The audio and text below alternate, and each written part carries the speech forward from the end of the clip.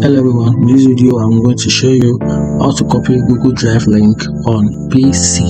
So for you to copy Google Drive link to a particular file on your Google Drive, you have to simply go to the particular document or the file you want to copy the link for. So say I'm going to click on this particular folder. I want to share the link of this folder to another platform. I'm just going to click in front of the folder. There's a three-dot icon right in front of it. I'm going to click on it. Then I'm going to click on share. Then you can see copy link.